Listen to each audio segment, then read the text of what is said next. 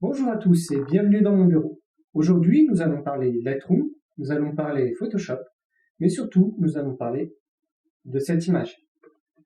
C'est une photo que j'ai prise la semaine dernière dans la forêt de Rambouillet, au petit matin. Donc, ce qui m'a plu dans cette scène, ce sont ces trois arbres en premier plan, qui semblent partir d'un même tronc et qui se dirigent chacun dans une direction différente. Avec sa végétation juste à son pied, d'un vert bien vibrant, l'ensemble a beaucoup de caractère. On a une trouée à l'arrière-plan qui permet d'ajouter un peu de lumière à l'image et qui permet surtout d'ajouter une couche supplémentaire et de la profondeur donc sur la photo. Ça apporte du contraste, notamment avec le premier plan, ce qui renforce l'impression d'être en sous-bois. Donc pour cette image, j'ai procédé à un bracketing directement au niveau de l'appareil photo, donc avec une exposition à plus et moins 1 IL. Voilà, donc ça c'est la photo en exposition moyenne. J'ai déjà fait les premiers réglages dessus, donc c'est-à-dire la correction de l'objectif. Là, j'ai ajouté un peu de contraste, 10 points de contraste, 30 points de vibrance, et le recadrage. Donc au niveau du recadrage, j'ai choisi un format 16/9. C'est un format qui permet d'ajouter un petit côté cinématographique à l'image, et c'est un format qui est un peu plus allongé que le format normal, qui correspond, à mon sens, beaucoup au sujet. Vous voyez notamment avec ce tronc d'arbre là qui part donc vers la gauche, donc ça permet de renforcer ce côté-là. J'ai placé le tronc vers la règle des tiers pour éviter justement qu'il soit trop centré. Ça colle aussi beaucoup mieux à l'image. Au niveau du recadrage, j'ai fait attention à exclure le plus possible le ciel. Donc là, vous les voyez, c'est les taches qui sont marquées en rouge. Là, c'est les autres lumières sont complètement cramées. Donc c'est surtout des taches blanches qui sont assez distractives pour l'image et qui n'y apportent rien du tout. Donc ce qu'on va faire maintenant, au niveau de Lightroom, on va s'arrêter là tout de suite. Je vais sélectionner mes trois expositions. Voilà. Je vais modifier dans, ouvrir en tant que calque dans Photoshop.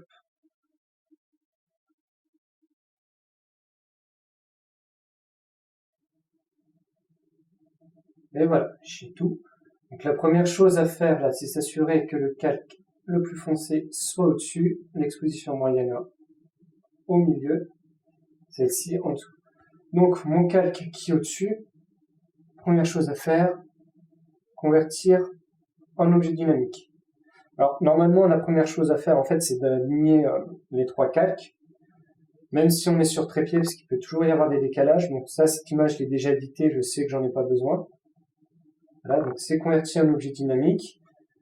Je vais appliquer tout de suite un filtre Camera Raw, voilà, pour effectuer les premiers changements. Donc le fait d'avoir passé un filtre en objet dynamique, ça va me permettre plus tard en fait d'éditer le filtre Camera Raw si jamais les résultats ne me conviennent pas. Donc première chose que je vais faire là, ajouter un peu de température. Hop. Donc point. Enfin, on va faire un point. Voilà. Je vais réduire la clarté. Ah, pareil, correction du voile. Donc l'objectif là, c'est d'avoir un arrière-plan qui va se dégager beaucoup plus du reste, un peu plus flou, donc pour ajouter un peu de mystère à la photo, et donc un peu de chaleur aussi. Donc c'est pour ça que j'ai augmenté la température déjà pour le premier plan. Maintenant, je vais aller dans ce petit panneau, donc Luminosity Mask. C'est un module que j'ai rajouté. Ça s'appelle Lumenzia. Donc il y a une version gratuite et une version payante. Donc moi j'utilise la version gratuite. Je vous mettrai un lien en description. Donc basiquement là, ce que ça va me faire, ça va me créer des masques en fonction de la luminosité. Donc là, je vais déjà générer les masques. Voilà. Donc au niveau on va les trouver sous couche. Donc moi, ce que je veux là, c'est ne garder que les parties les plus brillantes de la photo. Là. Donc là, je vais prendre le Light 2. Voilà, ça me semble pas mal. On retourne sur calque. Donc là, en fait, vous faites CTRL-clic pour sélectionner. Hop, on garde sélectionné et on va là, hop, appliquer le masque. Donc, vous voyez, du coup, là, si je désactive le masque, voilà, activé, voilà. Voilà, ça fait un petit changement à l'arrière. Ici, c'est pareil. Alors là, j'ai gardé la partie la plus lumineuse en bas. En fait, c'est pour les ombres principalement. Donc là, moi, je veux que les parties vraiment les plus sombres de chez sombre. Donc, ce que je vais faire, donc là, sélectionner Dark 5. Pareil, contrôle, clic, calque, on applique le masque. Donc là, en fait, les seules parties que j'ai visibles, ça va être les ombres. Moi, je veux l'inverse. Donc, je fais contrôle I pour inverser le masque. Et voilà. Donc là, ça va être mon image de base avec laquelle je vais travailler. On va appliquer le premier ajustement. Donc, on va appliquer une courbe et une petite courbe S. On va monter un peu les hautes lumières. Là, ça. Et descendre un peu au niveau des ombres. Pas trop fort non plus. Voilà, donc déjà là, on a beaucoup plus de contraste. Ensuite, ce que je vais faire, je vais aller dans le bleu. Voilà. Et ce que je veux, c'est rajouter du jaune dans les hautes lumières. Donc en fait, quand on retire du bleu, on ajoute du jaune. Et quand on ajoute du bleu, ben, on ajoute du bleu. Donc là, plus de bleu. Là, si je diminue, je rajoute du jaune dans les hautes lumières. On va descendre beaucoup du jaune dans les hautes lumières. Voilà. Par contre, je veux pas que ça affecte trop les basses lumières. Donc je vais ramener ici. Pas ici. Là. Et maintenant, je vais aller dans les verts. Donc l'opposé du vert, là, ça va être le rouge. Et ce que je veux, c'est un tout petit peu. Voilà. Rajouter un peu de rouge dans les ombres pour récupérer la couleur des troncs. La couleur de la terre, là aussi, on récupère donc un tout petit peu au niveau des hautes lumières. Juste un tout petit peu de vert, une petite couche de vert.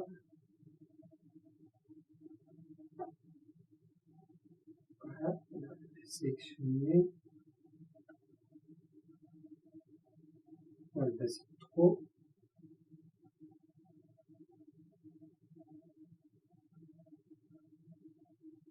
Voilà. Donc là, on va mettre à 252. Là, 250. Pardon. 255. Voilà, c'est vraiment un tout petit peu de vert. La courbe, il faut qu'elle soit tout en haut. Là. Donc là, c'est les premiers réglages de base, donc déjà sur l'image. Donc je vais faire CTRL Maj Alt E, ça va me générer l'image. Donc ce que je vais faire là déjà, c'est contrôle des bords, qu'il n'y a pas de distraction. Là, il y a 2-3 trucs à corriger sur l'image.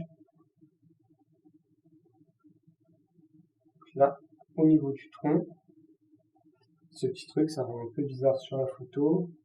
Correcteur localisé. Là, ça devrait suffire. Voilà. Et ici, dans le coin, donc on a cette tâche-là, on la supprime. Et on a cette feuille-là. Moi, j'aime pas trop aller sur le bord.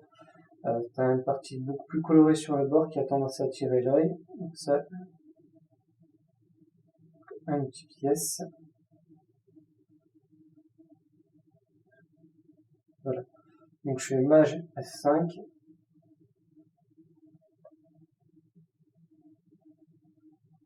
Et voilà. Puis après, il y a deux, trois petits problèmes là, par exemple. Une petite pièce. Là, on peut corriger aussi. Hop. Un petit peu bizarre, ce qu'on a là, qui est un peu bizarre. Voilà, après, vous peaufinez un peu plus sur la version définitive de la photo. Ça. Après, il faut se dire que là, ça va être en point. Personne ne va le voir. Comme il est là-dessus, la photo. Donc, ce que je vais faire, on fait une copie. Ici, et la copie, hop, je vais la mettre dans un groupe. Voilà. On va appeler Orton. Ce sera pour un effet Orton. Donc mon premier calque là, je vais le reprendre. Filtre, alors toujours en objet dynamique, convertir en objet dynamique. Parce que là aussi, je vais appliquer un filtre caméra raw. Là, je vais ajouter un peu de texture. Point, un point ici. Même il y aller un peu plus fort. Voilà. Donc là, c'est très tu vois, mais vous allez voir, on va corriger ça après. On va déboucher un peu les ombres.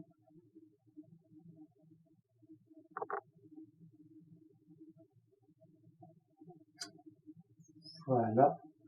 Donc on retourne sur notre effet Norton. Là, c'est pareil, encore une fois, en objet dynamique. Et on va aller dans filtre, flou gaussien. Donc moi, en général, j'applique la même valeur en pixels que la valeur de mon capteur. Donc j'ai 24 millions de pixels, je vais faire un flou à 24. Et voilà. Alors maintenant, je vais rajouter une courbe. Dès que je l'aurai trouvée. Voilà, courbe. Je vais aller dans les bleus et rajouter du jaune. Voilà. Et luminosité contraste, donc on va monter fort la luminosité et le contraste. Voilà. Donc ça c'est bon. Ce que je vais faire, je vais mettre ça. Normalement ça s'applique que au groupe, on n'est jamais trop prudent. Et ici, je vais baisser la luminosité. Donc je le mets en mode normal. Et opacité, pardon, je vais mettre à 15. Donc en général, je tourne autour de 12-15. Voilà, donc ce que ça fait, en fait, ça rajoute un glow sur l'image. Avant, après, c'est un petit peu flou. Donc là, je vais rajouter un peu de jaune. Parce que c'est un peu limite. On va aller plus franco. Et voilà. Voilà. Avant et après.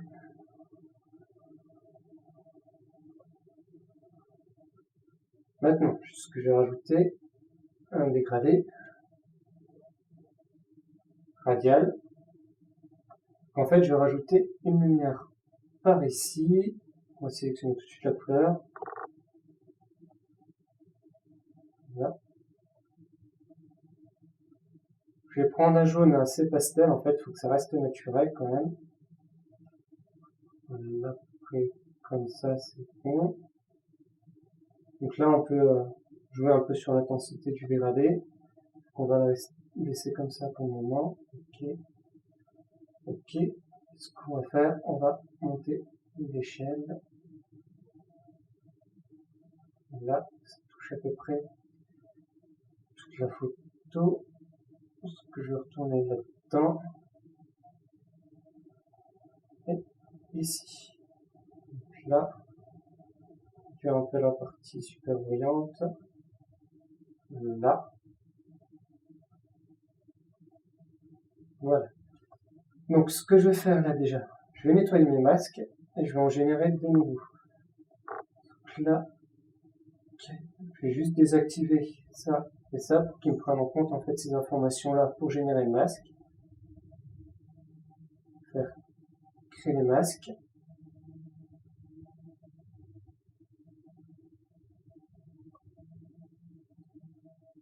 Là, on réactive. Et ici, je veux que ça touche aussi principalement les zones lumineuses, mais pas forcément toutes. Donc je vais regarder un peu dans ces zones-là, alors soit light 1, je trouve, regardez ici, light mid-tone comme ça me paraît pas mal. Donc contrôle-clic, ça on ignore. Donc on supprime déjà le masque qui est là, supprime le masque de fusion et on rajoute le masque de fusion. Donc là c'est trop fort. Ce que je vais faire, donc soit vous pouvez passer en lumière tamisée, Voilà, donc ça fait un petit éclairage là, et après jouer sur l'intensité ce niveau-là. Là, moi, je vais le laisser en mode normal. Je vais le laisser après. C'est trop fort. 50%. Après, voilà, ça fait une petite lumière d'un point, une petite lumière d'ambiance. Là, on va créer un nouveau dégradé. Toujours radial. Si je vais le mettre par ici. Donc, on va inverser. Moi, ce que je veux, en fait, c'est avoir le noir à l'extérieur. Voilà. Donc, pour faire, en fait, un effet de vignettage. On va regarder par là.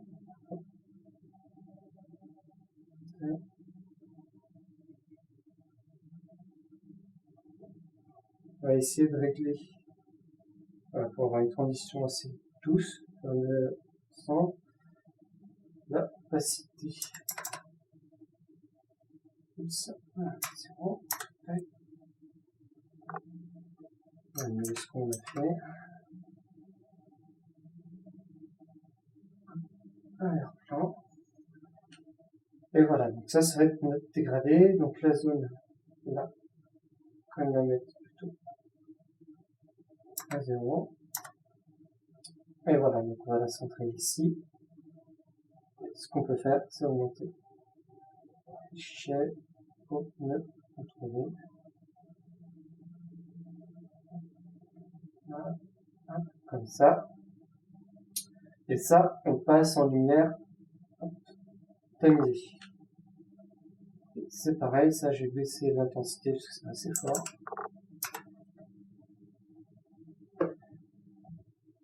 Hop. Et voilà ce que ça donne. Avant, après. Voilà. Donc une dernière chose là, c'est le tronc, moi je le trouve un peu trop lumineux par rapport notamment aux autres troncs. Ce que je vais faire, je vais créer un nouveau masque et je le passe en lumière tamisée. Là, donc je vais appuyer sur B pour avoir le pinceau. Non, ça va pas.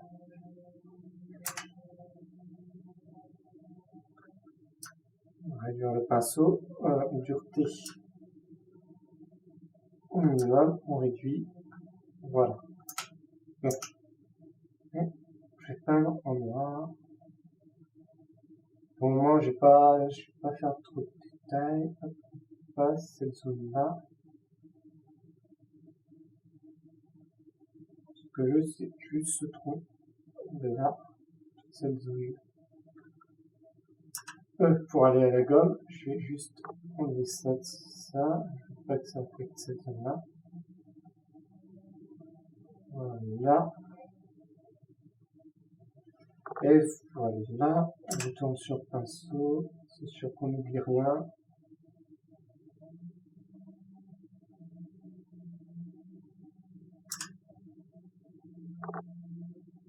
Et maintenant, on va régler en fait l'intensité ici. Comme il n'y a que cette zone-là, donc je peux régler directement là.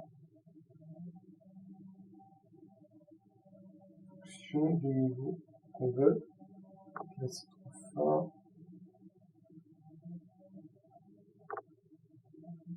Là, je vais s'assurer.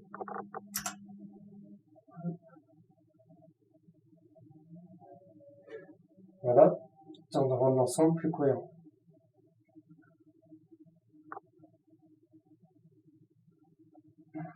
Voilà. Ça, c'est bon, on verra dessus. Ça. Donc là, je vais nettoyer les masques, parce qu'en fait, ça rajoute du poids après sur le fichier. On va faire fichier, enregistrer sous. Là, le fichier va être lumineux, donc on va le mettre en PSB. Tiens, voilà. Et donc là, nous voilà de retour sur notre image dans Lightroom. Donc on va faire les petites corrections base. Je regarde ce que je peux ajouter un petit peu de luminosité. Voilà, un petit peu. Hop, là, comme ça. Pas plus. Ce que je vais faire, j'ai réglé là, il y a deux petites zones.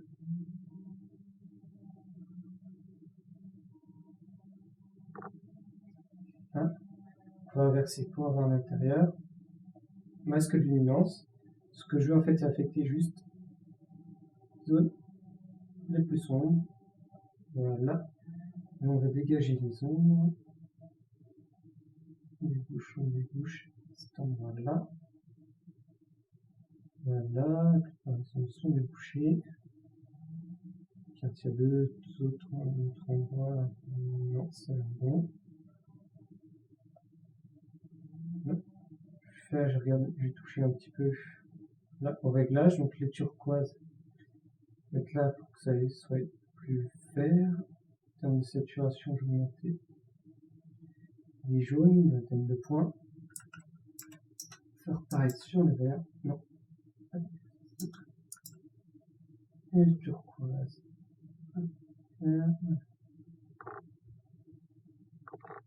Et voilà.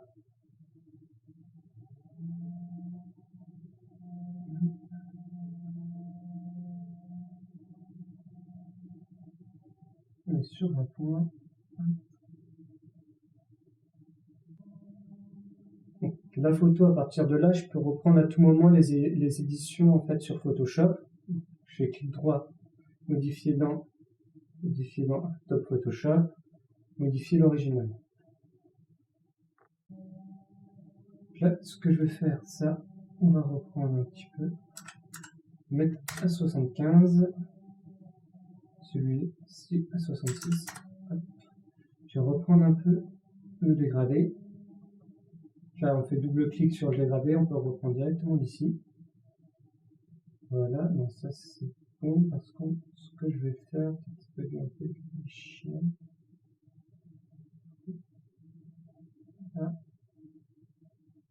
Voilà, ça paraît mieux comme ça. Voilà, donc là on a renforcé un peu l'ombre autour, donc le côté sous-bois. On a récupéré un peu de lumière.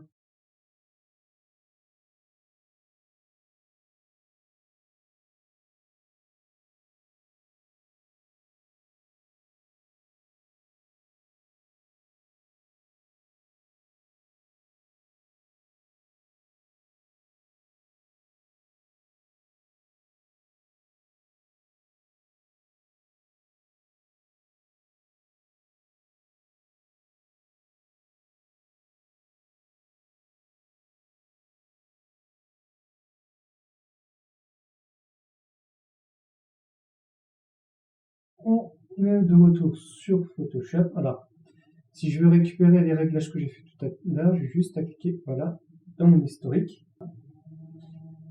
Et voilà, donc l'édition de la photo est terminée. Donc l'idéal à ce moment-là, c'est d'aller prendre un café, de revenir un petit quart d'heure plus tard, voire plus longtemps avec des yeux tout frais, et éventuellement faire des petites édits.